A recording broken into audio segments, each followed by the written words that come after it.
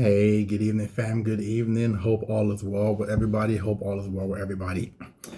Listen, so I wanted to have this conversation today because I just got off a call, actually a live stream, with a gentleman who I'm following right now. I believe his name is Chad, and I'm probably gonna destroy his last name. But give me 1 second. Let me pull this up for you guys. Right. He got a good thing going right now. I think he's probably gonna be he's gonna be a great voice in the YouTube space. Because and the, Chad Curligan is his name. Chad Curligan. I hope I pronounced that correctly. But because he's coming from the heart, right? He's coming from experiences. He's been open. And I think when people are open and genuine with people, it resonates, right? And I just got off a live stream with him, and he mentioned a couple of things. So he's currently 50 years old, and kind of like in a way starting over, right? And he's made like a lot of money, right, in the past, and just kind of like starting over, which is the reason why I decided to jump on my camera and do this. Is right now 11:25. I was shutting down for today. And this is why sometimes it's always good, right, to be around like-minded people because they keep you going, right? They keep you going, they keep you energized, right? And there was a couple of things that he mentioned on that live stream that made me say, you know what? Because I was going to do this tomorrow. And I was like, nah, I just can't wait. I'm going to go and do this today because he was talking about retirement and he was talking about relationship, and, pretty much a personal relationship, how maybe, having someone to share, the load with, whether you are high income or you are low income, it makes life a little bit easy. And the reason why that resonated, because it's an article that I read earlier today that I was going to do a topic on tomorrow, and I decided to do it today. And this is coming from MoneyWise magazine, right? And it's saying even six-figure earners are living paycheck to paycheck as cost soars. Why high incomes aren't enough to escape the affordability crisis, right? And I remember I said this a while ago that we have to get back to a point where we start to look at relationships again. We have to get to the point where we start to want to get married again, but not just get in a relationship with anybody or just marry anybody, but people who are like-minded and want to go on the same path that you're going. So again, I've been in the financial service arena for 17 years now, right? And what I've noticed is whenever I go into a home with people that have a solid portfolio, is usually in most cases a married couple, both are working, and both are contributing equally. That's usually the case. Whenever I go into a house and I see they have 1.5 million, $2 million in total combined, whether it's mutual fund, whether it's IRA, whether it's stocks, whether it's cash value life insurance, whether it's annuities, whatever, right? Whether it's 200-300K sitting in the bank, right? Can you imagine what kind of comfort you would feel inside knowing that you have a shared account with somebody who you're with, who you love, of over 200-300K, right? Can you imagine that? Right? Anything that happened at that point is just an inconvenience. Anything that arises at that moment is just an inconvenience because you have money. It's not a crisis. You have money to tackle most 90% of anything that may arise outside of maybe a health situation, right? But even with health, in most cases, most of these people have either life insurance with living benefits, either long-term care, either disability insurance. They have something. They are aligned. They are structured. They have a foundation. But when I go into a home where people are single and yet they're making 100 grand plus a year, but they're struggling, right?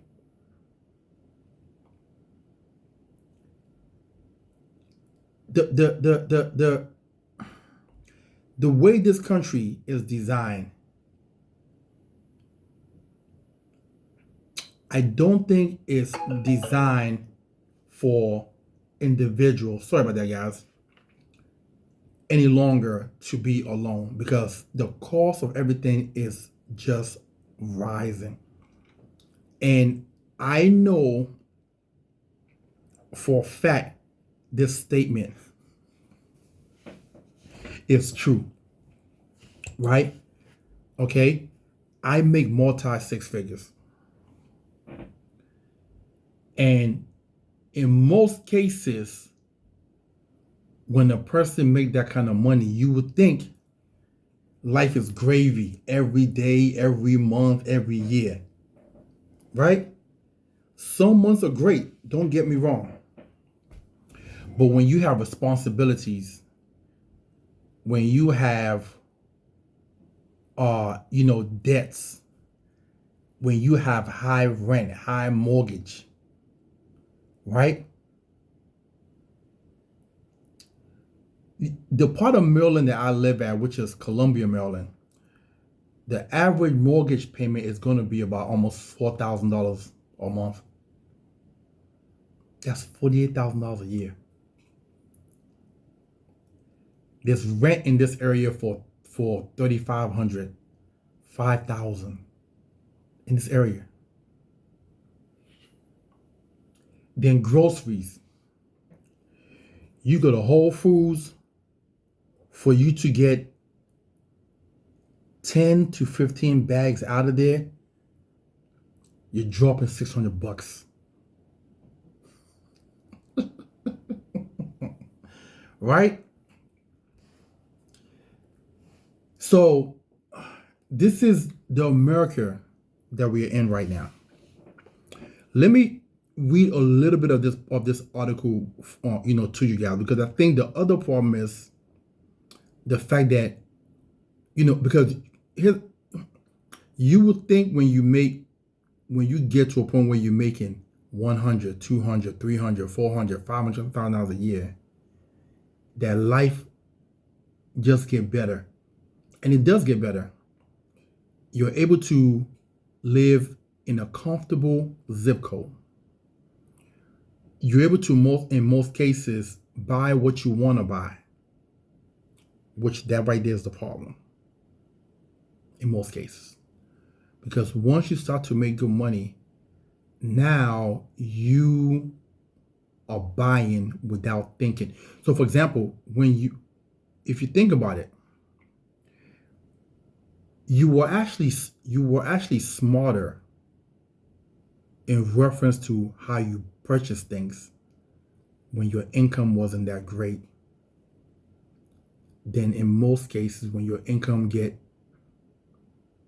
up there. So prime example, you're making 50, 60 grand a year.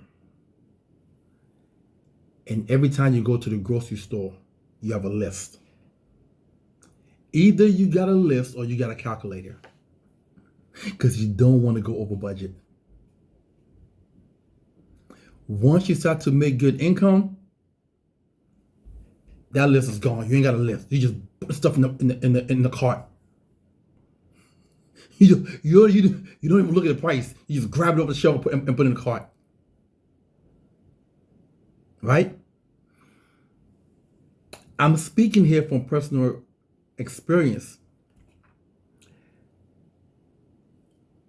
when I wasn't making such good income, and I will go out on a date, right? And the bill comes, I'm looking at every line on that bill, right? I'm looking at every line on that bill. Then I start to make good income, and the bill come, it's in that flap. I don't even open the flap. I just take the card out and give it to the person, and they take it and go charge. In most cases, I don't know how much the bill is until I gotta put in the tip. That's when I see how much I paid.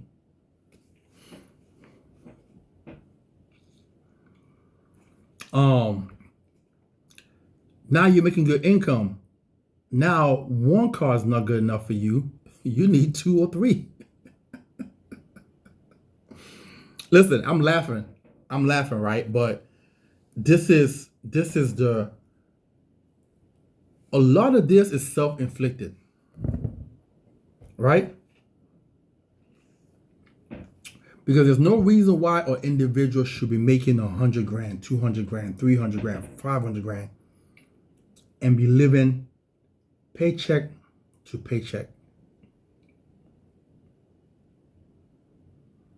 A lot of this is self-inflicted, which is why once this month ends, for me personally, my intention is taking out, I've already put a lot of this stuff on a spreadsheet, credit cards, my whatever my expenses are, I put it on the spreadsheet. And then I put in there how much I'm paying. Now I'm going to go in there and put in what I can get rid of. All these apps, Netflix, Hulu, Stars, HBO, Paramount, some of these stuff have to go. They add up quickly. Gym membership. Like, I have so much stuff I'm paying, I don't even, like, it just comes out. It's crazy stuff. Okay? I haven't even shopped around for a better auto insurance rate in 10 years. That's another thing that I need to go do. I haven't called my credit card company to try to get a lower rate since I got these cards, over 10 years. Because you're making good money, you're swiping, the bill comes, you pay, but all these things hurt you. Right? I did a video the other day. The title of the video is Don't Go Outside. Don't go outside. And I don't mean go home, go to work, and do that for an entire calendar year. I just mean minimize the length of time that you go out spending money, is what I mean. If you're watching this and you want to be honest with yourself, and you take out your most recent for the month, you take out how much you spend on happy hour, how much you spend on brunch, and tally it up, and then multiply times 12. You will see how ridiculous this is.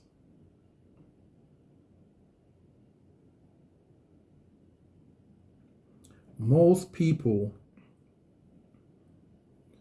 the only blessing that I would say for me personally is that I'm in sales and I make pretty decent income, like pretty decent income. Even with everything I'm saying right now, I'm still able to contribute around 38 to 43% of what I make goes into partly my deferred comp plan and some into my cash value life insurance policy. So roughly on a given month,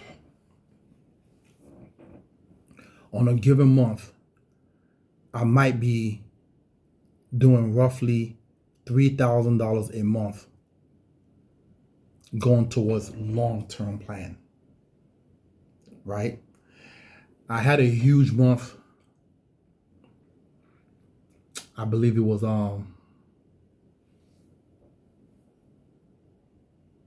I think it was June or July,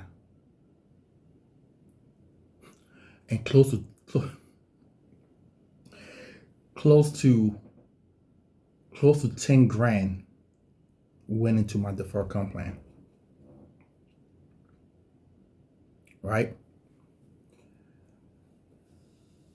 And that's a forced action. That's a forced action. Because that month, because of all the activity that was happening, I could have went in and lowered that deferred comp plan to maybe 10 or 15% because so I can get more money in my hand. But what am I going to do with it?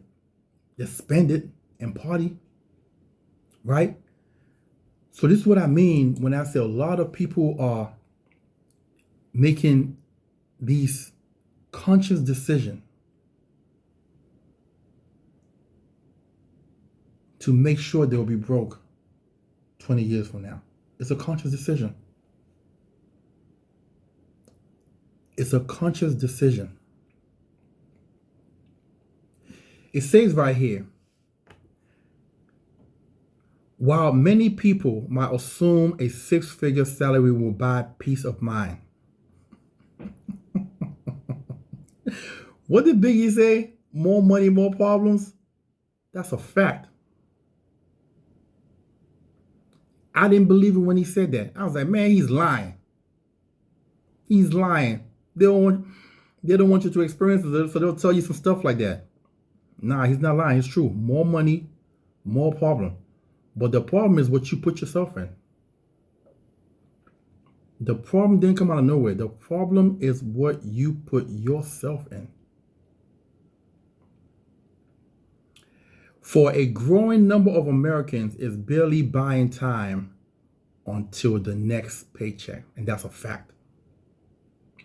That's according to a new Goldman Sachs report that finds even top earners are struggling to stay ahead of their bills. A quarter of workers earning more than $100,000 a year say they're living paycheck to paycheck. And surprisingly, that percentage jumps significantly to 41% for those making between, check this out now, guys, those making between $300,000 and $500,000 a year. And 40% for those making more than $500,000, which means 40% of the people who are making $500,000 a year are living paycheck to paycheck. This is not a lie. This is so true. If most of these ball players, they play, and I believe they get paid on a weekly or every 2 weeks. I believe it's weekly. Right? I think so. Football play, I believe is it every 2 weeks? Something like that. They literally have blown the money from the last paycheck, and they are on fumes waiting for the next paycheck to come through. I've heard of insurance agents who makes $1 million a year had a bad month or two, and their house are going into foreclosure, which means they had no savings. They were living paycheck to paycheck. This is crazy stuff. A meaningful share of high earners also report living paycheck to paycheck or making only limited progress towards long-term financial goals. Which means that, so let me read that again. A meaningful share of high earners also report living paycheck to paycheck or making only limited progress towards long-term financial goals, which essentially means they're putting minimal to none into a long-term plan. Long-term plan. I know. Listen. When I recruit my agents, I always tell them, listen, you're gonna start to make good money. Whether they listen to me or not, I don't know. But I express it to them.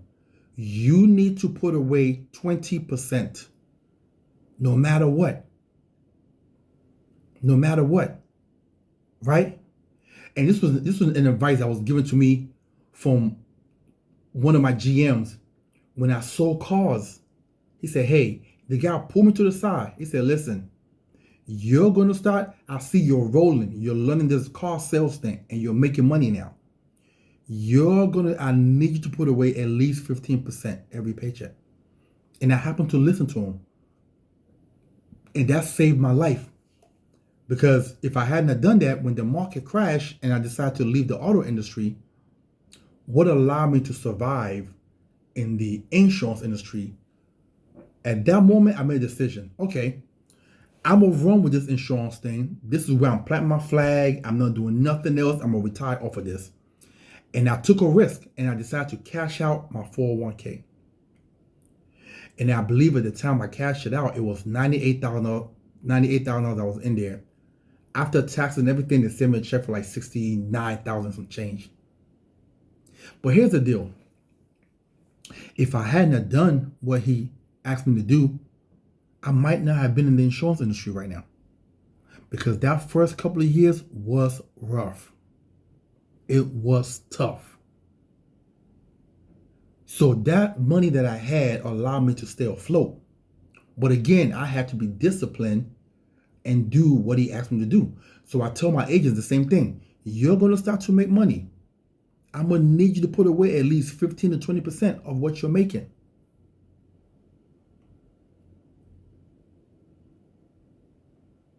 Ask me how many of them did it. I don't know. But at least I've given them the advice that was given to me. Right? It says here,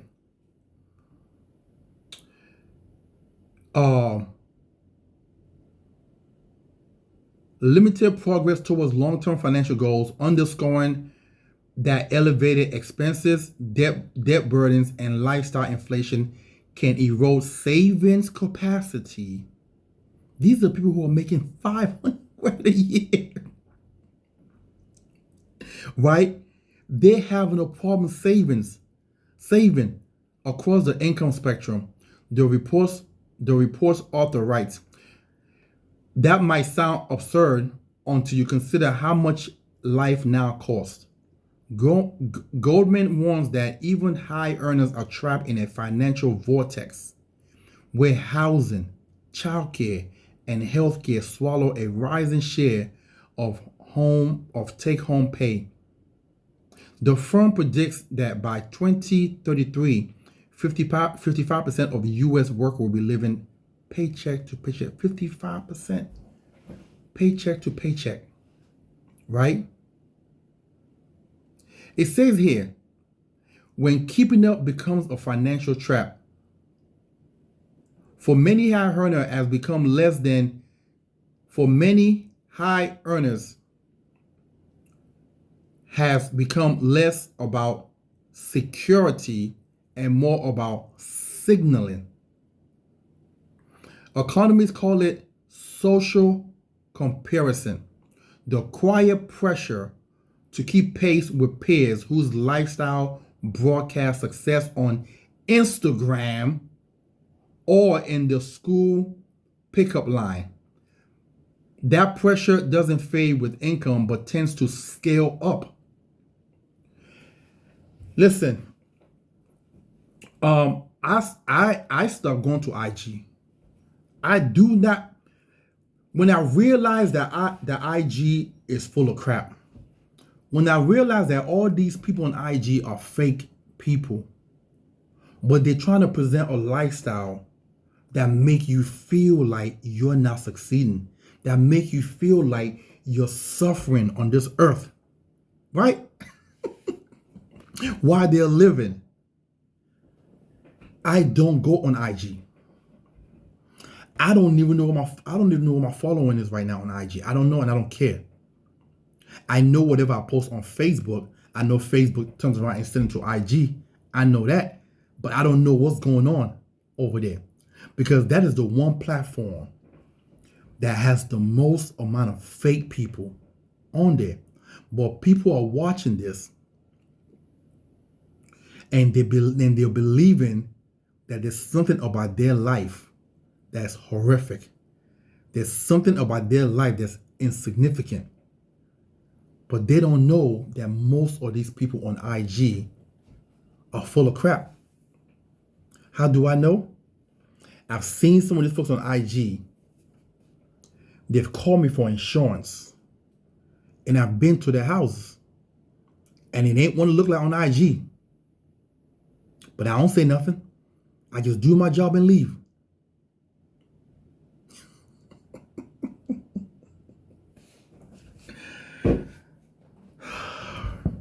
Listen, I want to close this out because I don't want to. I could be here all day long talking about this. I think moving forward, we also have to get to think about it. And I don't know where you guys are at. Who you're watching this. I don't know where you're at. But if we use Maryland, the DMV, District of Columbia, Maryland, and Virginia, right? There's a lot of high earners here. And I believe whether you're a high earner or whether you're making 50, 60 grand a year, and you get together with a partner,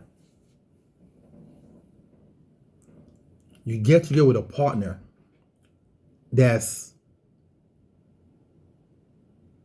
on the same game plan as you. If I don't know if I want to say this. If you are dating or you are dealing with somebody, and this right here is for grown folks with grown thinking, with goals, right? If you are dating or you're dealing with somebody who have a tendency to spend, it might have to be a come to Jesus moment. There has to be a decision that needs. This is your life. This is literally your livelihood that we're talking about here. This is literally your livelihood that we're talking about here.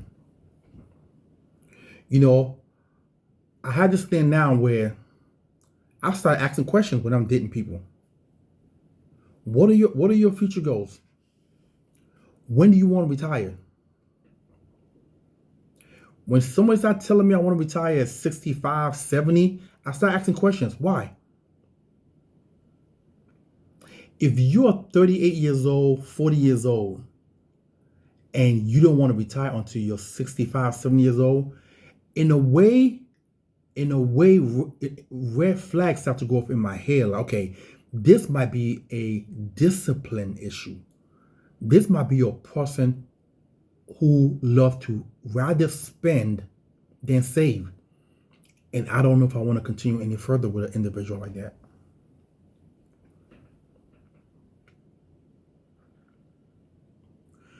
And why am I this extreme? Because I go into homes every single day and I see people in their 60s, 70s, late 70s still working.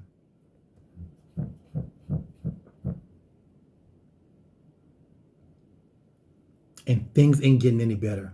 Things is not getting cheaper. It's getting more and more expensive. So this is what I mean when I say this at this moment right now, this is grown folks conversation here. This is not for the one who wants to have the YOLO lifestyle. Okay, this is not for the YOLO individual, the you only live once individual. Great. Find a partner that have that same thought process and get with that person.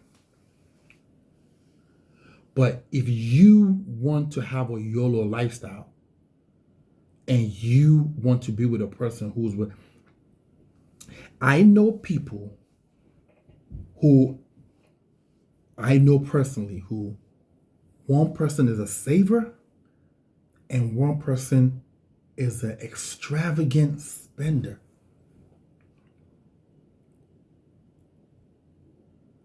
And they're only,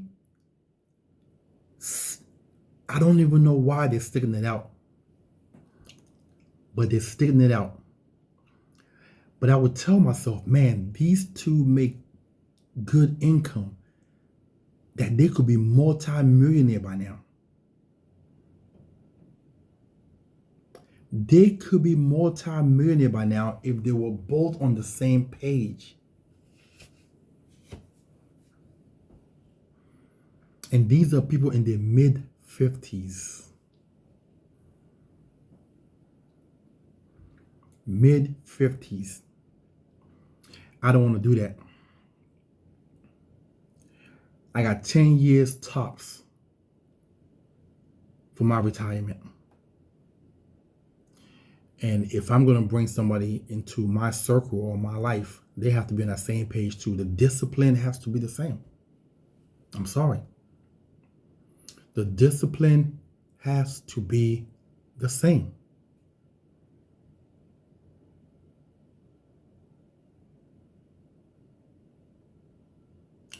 I don't go out as much as I used to anymore. Even when I do go out, it's on a budget. And this is coming from somebody who's a multi six-figure earner.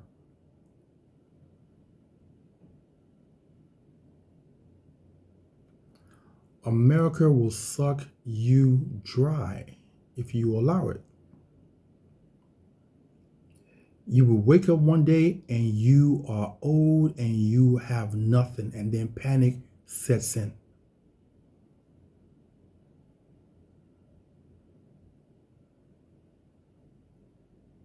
America will put you in debt. The Joneses will put you in debt.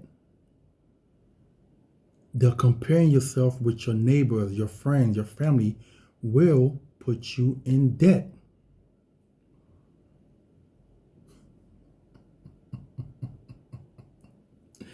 Listen, I have three car notes. 2 are almost done, and 1 is a fresh one. And once I'm done with them, I'm not buying a car for the next 10. As a matter of fact, the next time I buy a car, it's going to be for my retirement gift to myself. That's 10 years from now.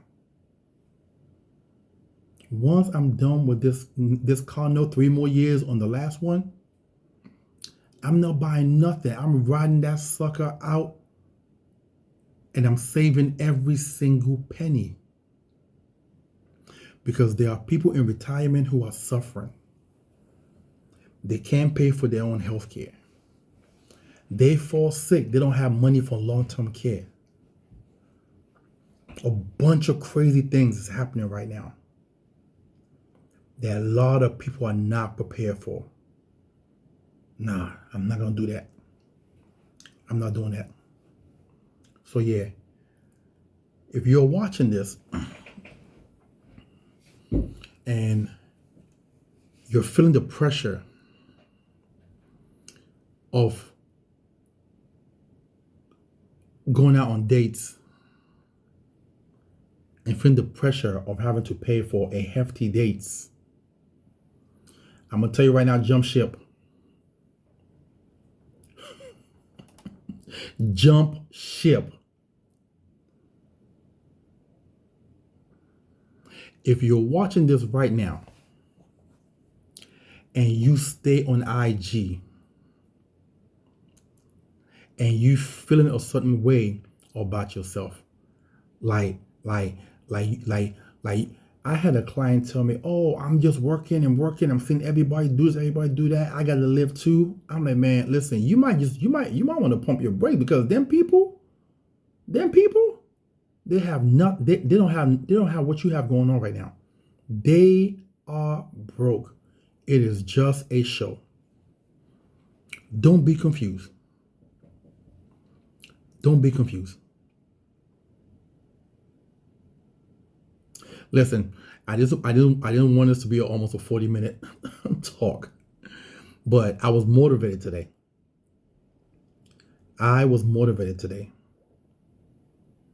Listen, I want you guys to join me on a journey going into 2026. The journey to get rid of debt. The journey to actually start to have financial. Let me tell you something. You won't be financially secure until you have 100 grand in the bank. Not in your retirement account, in the bank for emergency money.